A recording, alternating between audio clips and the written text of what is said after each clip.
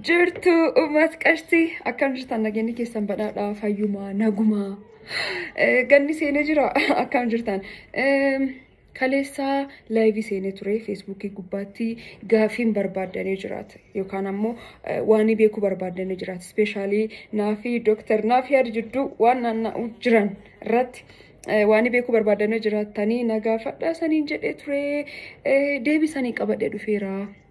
Naawliin tura. Suniin dur garuu YouTube kiyya like share subscribe tolchuun dagatina. YouTube kiyya gubbaatti wanni baay'een hojjetamu aadaa beeksisuu yookaan ammoo culture keenya more focus waan ta'edha ka hojjedhu. Video seentanii check tolchuun dandeettanii bunna qalaan jira haal jiru jireenya Booran irratti hojjedhee waan hedduu jira challenge hojjedhee jira gabaan keemmaan fakkaatu waan jedhu hojjedhee jira. Warri biraa ammoo Oromiyaa keessa socho'ee akkaan hojjedhu warri barbaadan yoo jiraatanii na waliin kontaakti tolchaa support na tolchaa everywhere deemee hin hojjedha. Oromiyaa keenyaan na'ee culturii beeksisuuf qophiidha garuu I need support maan ennaan waa hedduu barbaada taayimii barbaada qarshii ga'aa barbaada. Kanaafuu warri hoteelii qabda warri makiinaa kireessitan gaarii yookaan konkolaataa soorii warri kiristanuun kontaakti na tolchaati bakka bakkatti akkan socho'ee hojjedhu na qarqaaraa aadaa keenyaa waliin haa guddisnu isaaniin jechuu barbaada. Itti aansee gara gaafii deebisuu deemna. Gaafiin hedduun isaan na gaafatanii. Dr. Naafiyaa waliin kan wal qabatedha gaafii sun dhuma irratti sanii deebisaa siif Dr. Naafiyaa jidduu maanti jira hariiroon keessaa maani eessaa wal beektanii akkamii wal beektanii wal fuutan jedhanii waan hedduu na gaafatanii walitti qabeessanii deebisaa. Garuu eessirraa jalqabna gaafii addaa warri na gaafatan jirtanii gaafii kiyyaaf ka Dr. Naafiyaa dudduubatti sanii deebisaa jechuudha. Maskiinii Booraan keessaa eessa dhalatti? Jettanii na gaafatanii turtan intal Booranaa ta'uu yeroo hedduu ibseera miidiyaa gubbaatti illee interview adda addaa irratti illee ibseera. Maskiin Booraan keessaa Yaabelloo dhalatte diri Yaabelloo dhaladhee guddadhee maskiin hin baratti moo hin hojjetti? Barumsa eessatti xumurtee ka jedhullee waan argeef walumaa qabsiisee sanii deebisa. Preparatorii waan cufaa Booranaa fixadhee eegatii Maqalee University dhaqee Maqalee University irraatii Sociologiin eebbifamee as gaddacha'ee Finfinnee currently Finfinnee jira. Achiin booda akkamiidha? Tokkoffaa kaampaanii dhuunfaa keessaa maarketingiin hojjechaa ture. Eegee miidiyaa keesseenee miidiyaa keessaatti show adda addaa jalqabee ture. Hedduu hin turre garuu shuutii afurii maanii hojjannee turre.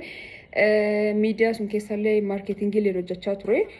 Sociologiin haa eebbifamu malee more maarketingiin hojjedhee ammi garuu generally more focus ka tolchee promotionii yookaan ammoo cultureellee ta'ee waan adda addaa promote tolchuu jira. Part time ammoo marketingiin hojjedha. Hojjettuudha barattuuniti.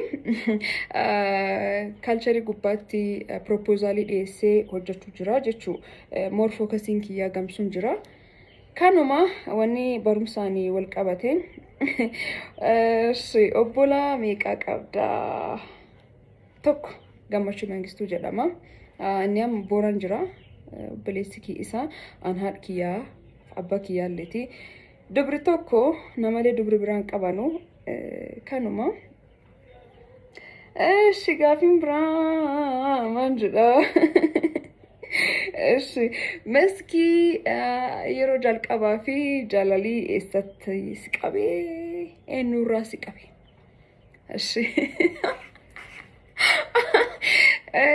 Maqaa meeshaan tolchuu hin danda'u pilaas hin barbaadu. Jaalalii yoo qabadhu na kofalchiisa. Mucaan Booranaa qabe. Kutaa 10 xumuree gara 11tti yoo deemu jechuudha. 10 xumuree gara 11tti. Actually 10 irra wal barree jirra. Real feelingichi garuu kafiil tolchuu jalqabee kutaa 11 waggaa 18 akkas. Waggaa 18 irra jechuudha. Waggaa umrii meeqatti kanaan jettanii umriin kiyyaa 18 ture jaarrarii jalqabaaf kana qabee mucaan Booraati yeroo meeqa waliin turtanii warriraan jettanii. Okay. Waggaa 5 believe or not waggaa 5 waliin turre waggashaa waliin dabarsine fedhii waaqaan taane gargar baane ammoo nam hedduu respect tolchuudha. Balleessaan ka'eennu ittanii naan gaafatina forshuudha balleessaan qabu garuu waaqayyo waan hin eeyyamnee fi gargar baane it's too hard anyways. Kan fakkaata jaalalli yeroo jalqabaaf naqabee waggaa 18 umriin 18 waggashaa waliin turre haga Maqalee University waggaa lammaffaa waliin turre. Eegati ammoo fedhii waaqaan taane gargar baane mucaan boorraa naqabee my ambo kanuma jechuudha. Kami gaafin biraa okay hojiin kan kemaanii kanaan jettan wal qabsiisee sanii reebisa jira reefuu na gaafattanii jirtanii carraan biyya ala deemuu osoos dhaqqabee eessi deemuu barbaadda? Akkan na gaafattanii garuu odoo biyya ala naan fudhinuu haftanii carraan biyya ala deemuu odoo na dhaqqabe yaada hin beeku guddoo yaadu kanaan dur waan hedduu dabarsee waan kanaa wal qabate garuu carraan biyya ala deemuu odoo na dhaqqabe miini sulultaa yookaan Minnesota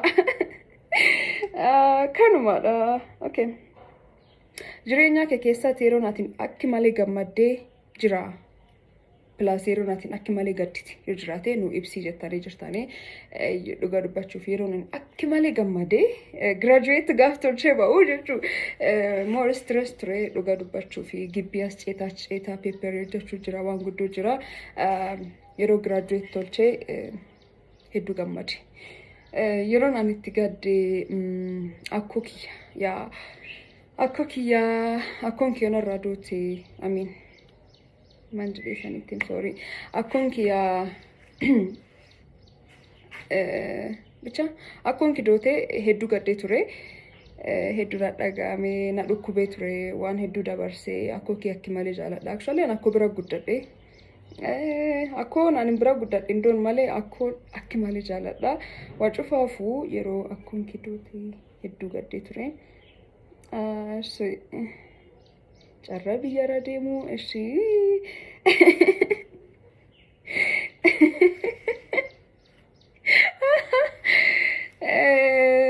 jaarsi qabda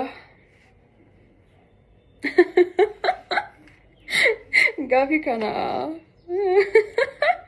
ishii akkamiin isanii deebisaa?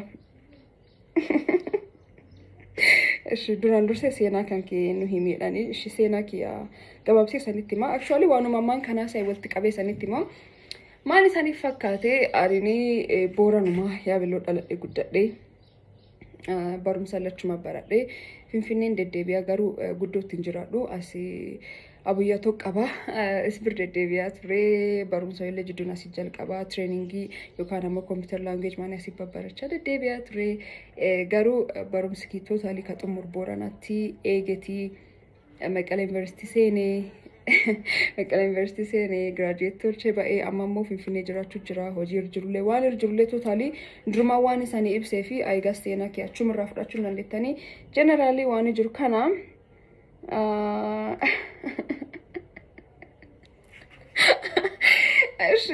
gara dhumaatti dhufnu Dr. Nafiad waliin maan qabdanii? Let me tell you something. Dr. Nafiad nama hedduu kabaju hedduu kabaja he's so humble nama tola dhugaa dubbachuu fi nam kabajanilleen hojii isaafillee waan cufaafiyyuu and he's so positive በጣም akkam jedhee sanitti sorry waan jedhee ittiin ibsu dhabeedha. Anyways haalum kanaan yoo video kan argittaate thank you for being positive sinachuu barbaada nam positive dha bal'isee nama yaadu nam baratee nama akkam jedhee sanitti waa cufaafuu galatoomsin jechuu barbaada waan nu qarqartee waan nu bir dhaabatteefillee jechuu Dr. Nafiad waliin maal qabdanii? Picture tokko guddoon Facebookii gubbaan naanna'aa ture actually warri share tolchisanilleen warri laallattanii warri barreessitanii viidiyoo footoon sun akka viral ba'u tolchisanii hedduu galatoomaa saniin jechuu barbaada. Naafi Dr. yaa Nafiad akkamiin isanitti akkamiin isanitti ma homa waliin hin qabnu. He is my bestie. We are friends, we are besties. Picture sun ka fudhatame just promotion faya feeneeti fi hojjetamedha. Faya feeneetu kan ammoo designer feeneet indaalee tripii kan qopheessite ishiidha. Haalum kanaan galatoo bija jabadhu isiniin jechuu barbaada. Ambassador ishiiti akkasumas naaf yaadin jechuu. So promotion hojjechuu fi waya harargee mul'isuu fi aadaa achi kee jiru waan tokko mul'isuuf picture fudhatan malee anaaf doktor naaf yaadi homaa walirraa hin qabnu jechuu barbaada. Kanumaadha. Kanuma I guess kan caalwanni beeku barbaada waan jiru natti hin fakkaatu. Naafi he is my bestie at all. So guys galatuma na jiraadha ulfaadha gaafii keessanii haq ta'e filadhee sanii deebisee gaafii biraatti walitti deebinaa ammoo haq sunitti nagaan naa tura hedduu san jaalladha.